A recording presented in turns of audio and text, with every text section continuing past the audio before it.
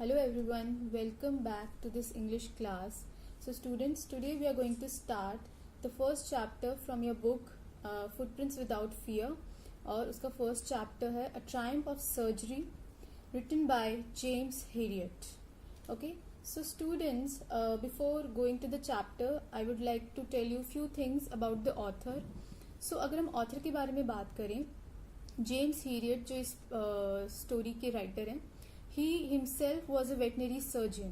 अब veterinary surgeon कौन होते हैं? जो पेट्स एनिमल्स को जो ट्रीट करते हैं उनको हम वेटनरी सर्जन्स बोलते हैं. Okay, and he was a writer also.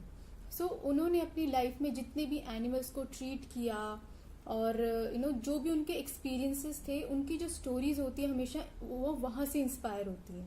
Okay, and ये भी जो स्टोरी है उन्होंने वहीं से इंस्पायर होके अपना एक्सपीरियंस उन्होंने इस स्टोरी के थ्रू शेयर किया है. Okay, so talking about the title triumph of surgery. Triumph word का मतलब क्या है यहाँ पे?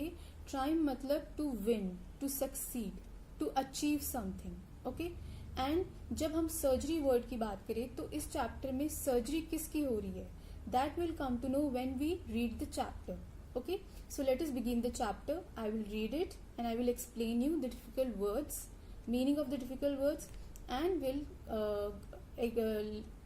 will do the explanation of the chapter as we go on reading it. Okay, so let us begin. I was really worried about Tricky this time.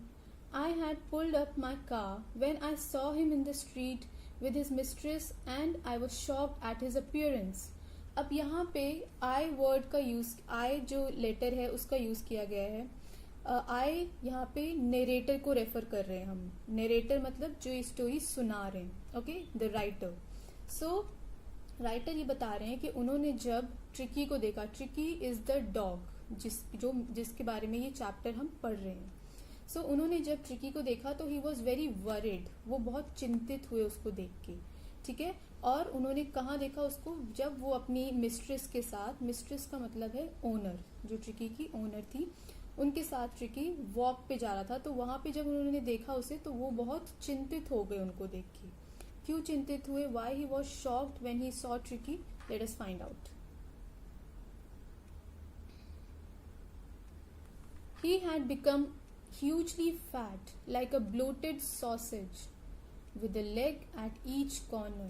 So अब जब writer ने tricky को देखा, what did he saw? He saw him and he saw him and he got shocked. Why? Because Tricky had become fat. इतना मोटा हो गया था वो. bloated का मतलब एकदम से फूल जाना. and he was bloated as some sausage. sausage एक नॉन वेज डिश है which is prepared. It is a cylindrical in shape and it's a non-veg dish prepared. Okay, so he was looking like that, Tricky. और तो वो बहुत ही अजीब सा लग रहा था उसको देख के वो चीज. So he was very shocked when he saw him. Mrs. Pumphrey hastened to explain. He was so listless, lacking energy and enthusiasm. Mr. Herriot, he seemed to have no energy. अब मिसेस पम्फ्री कौन है यहाँ पे? Mistress, the owner of the dog. So उन्होंने क्या बोला? उन्होंने जल्दी इसमें एक्सप्लेन किया कि यहाँ जो ट्रिकी है वो बहुत ही ज्यादा है ना, लो फील करता है आजकल. लिस्टलेस का मतलब होता है लैकिंग एनर्जी एंड एंथुजियाज्म. तो आजकल उसके अंदर कोई एक्साइटमेंट नहीं होती है, कोई एनर्जी नहीं होती है. सो वो बहुत ही, उसकी जो ओनर है वो भी बहुत घबराई हुई है कि why he is behaving like this.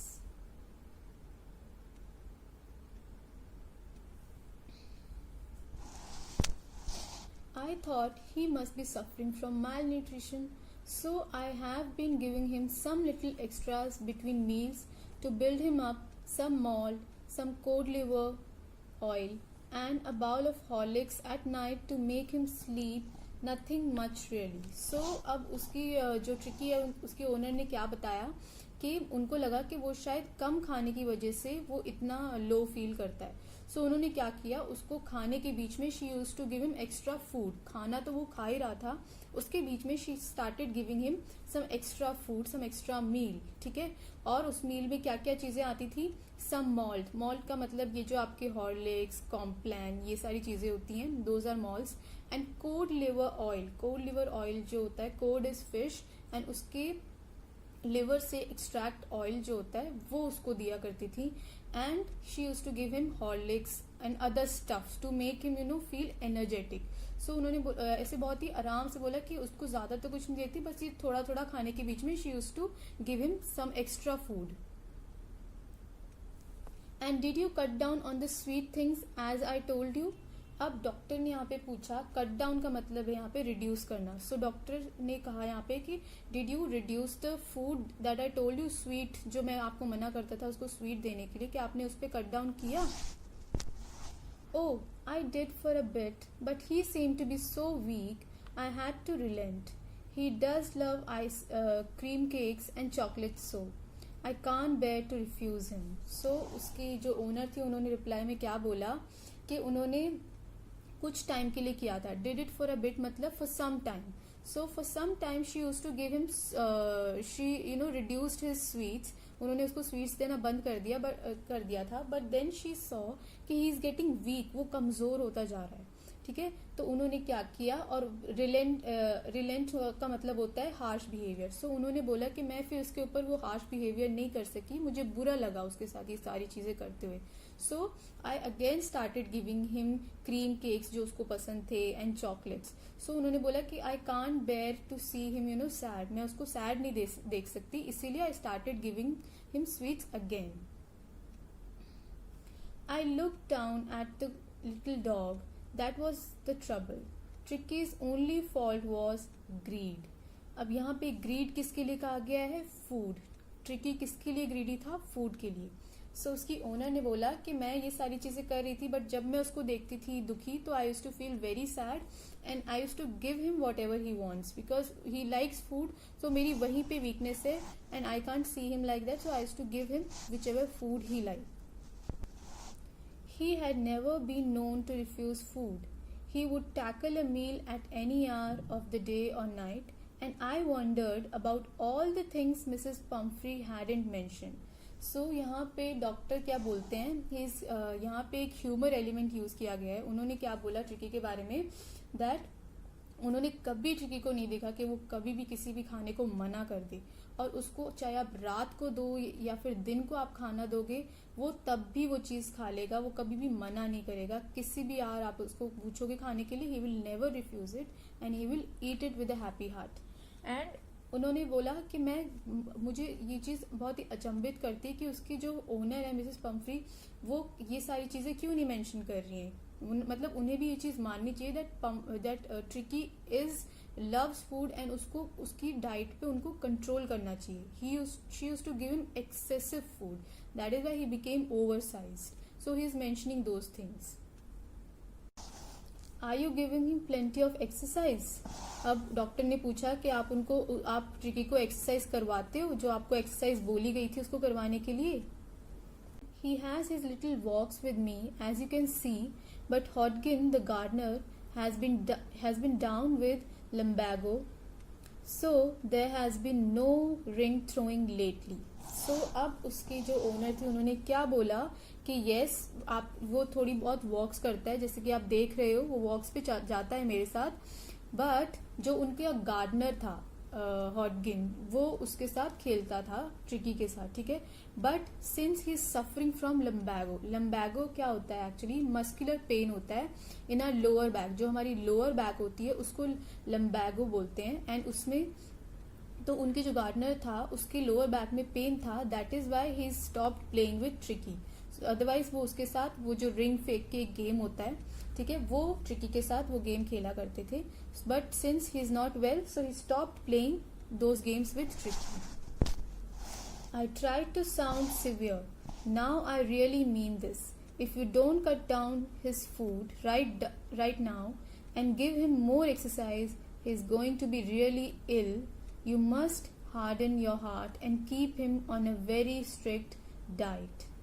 अब क्या बोलते हैं वो जो डॉक्टर होते हैं, वो क्या बोलते हैं मिसेस पम्फ्री को कि मैंने आपको पहले भी ये चीज बोली थी and I was very serious when I said this to you, and मैं अभी भी ये चीज बोल रहा हूँ and I mean it what I से.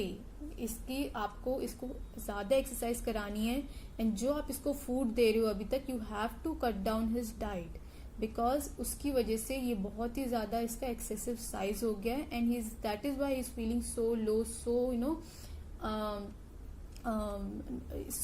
so unenergetic. So he's saying कि you have to take my words very seriously, otherwise it's going to be very bad for Tricky. He's going to fall ill very badly. So वो उनको seriously बोल देते हैं कि आपको उसको strict diet पे डालना पड़ेगा.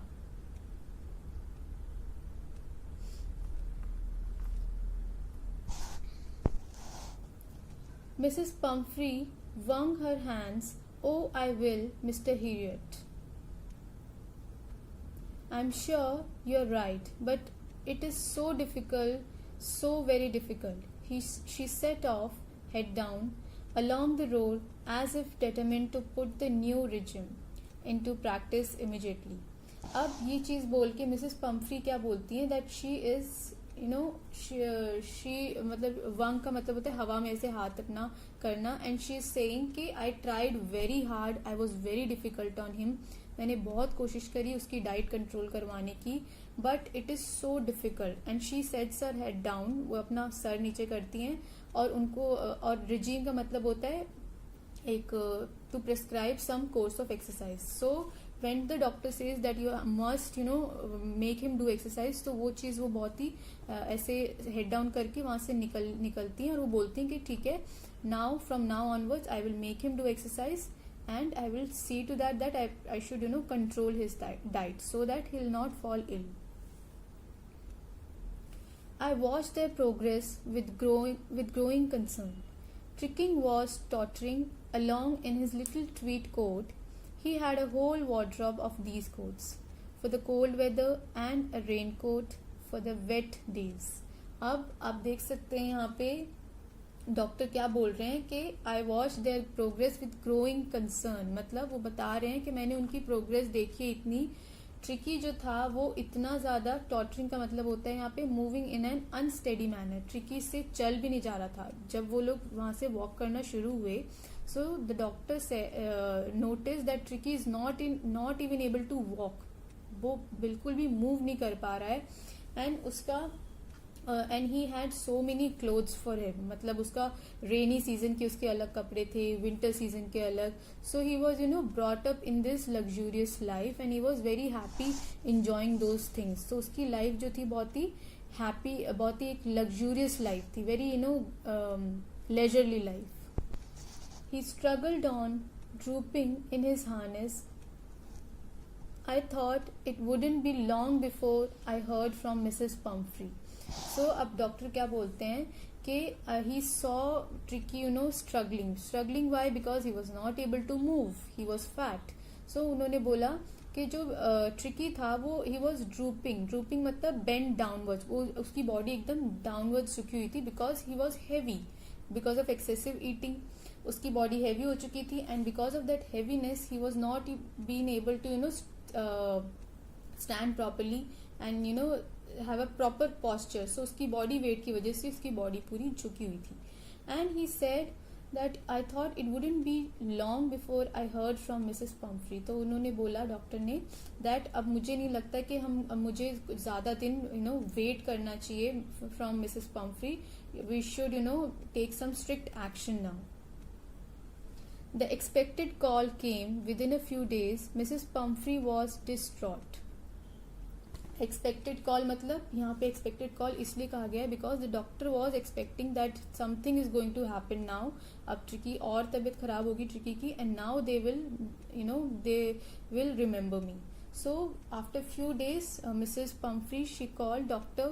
Heriot and she told him, and she was in distraught मतलब extremely worried. She was tensed. So she called him, and what she said, Tricky would eat nothing, refused even his favorite dishes, and besides he had bouts of vomiting. मतलब छोटे छोटे time span के बाद उसको vomiting हो रही है, उल्टी आ रही है. सो शी सेड कि tricky is not eating anything, अब वो कुछ भी नहीं खा रहा है, और उसको वो अपना फेवरेट फूड भी खाने से मना कर रहा है. रिफ्यूज मतलब मना कर रहा है, and he is vomiting after a few period of time, मतलब कुछ टाइम के बाद उसको वॉमिटिंग स्टार्ट हो जा रही है. He spent all his time lying on a rug, panting, didn't want to go for a walk, didn't want to do anything. Rug मतलब एक मतलब ज़मीन पे ही वहाँ पे उनका कोई कारपेट वगैरह होगा वहाँ पे. सो शी इज सेइंग कि जो ट्रिकी है वो कहीं भी बाहर नहीं जा रहा है. He is all the time lying on the carpet and he is painting मतलब शॉर्टेज ऑफ ब्रीथ, बहुत ही धीरे धीरे छोटी छोटी सांसें ले रहा है और उसको तकलीफ हो रही है सांसें लेने में. And he don't want to go to out also for walk. वो कहीं भी मूव नहीं कर रहा है, कहीं जा नहीं रहा है, कुछ नहीं कर रहा है. He is just lying down on that mat and he is having problem in breathing. So now these are the things happening with Tricky. I had made my plans in advance. The only way was to get Tricky out of the house for a period. So अब यहाँ पे doctor क्या बोलते हैं, I had made my plans in advance. मतलब वो बता रहे हैं कि मैंने ये चीज़ें पहले से ही सोची हुई थी. I knew that something wrong is going to happen and Mrs. Pumphrey will definitely call me. So he said कि मैंने एडवांस में ये सारी चीज़ें सोच रखी थी and I had a plan in my mind that I am going to do this. So he said the only way to make him all right, to get Tricky on track was to take him out of that house for a few period of time. मतलब short period के लिए Tricky को वहाँ से निकालने के लिए, so that he can be treated. I suggested that he be hospitalized for about a fortnight to be kept under observation. So he said, Dr. Heriot, he says to Miss Pumphrey that मैं आपको ये suggestion दे रहा हूँ that for a few period of time, fortnight का मतलब होता है 15 days. ठीक है. So he says for 15 days you keep Tricky should be kept in the hospital. So हम उसकी अच्छे से care करेंगे and we will see what we can do to make him cure. But I took a firm line. Tricky was very ill and this was the only way to save him. In fact, I thought it best to take him without delay, and followed by Mrs. Pumphrey's wailing, I marched out to the car, carrying the dog wrapped in a blanket. So, अब doctor हीरियट क्या बोलते हैं, he says कि मुझे ये चीज़ पता थी and अगर मैंने अपने आप को बहुत ही ज़्यादा मजबूत कर लिया इस चीज़ के लिए. फर्म लाइन मतलब I made my self very strong and I said to Mrs. Pumphrey that this is the time, we cannot delay this anymore. We have to take Tricky to the hospital so that he can be treated well there. Otherwise वो उसकी तबीयत और ख़राब होती जाएगी. He will fall more sick day by day. So we'll never be able to cure him. So उसने बिल्कुल भी देर नहीं करी and Mrs. Pumphrey, she was standing there and she started crying, wailing मतलब जोर जोर से रोना. So she started crying loudly, but जो डॉक्टर हीरियट थे, he took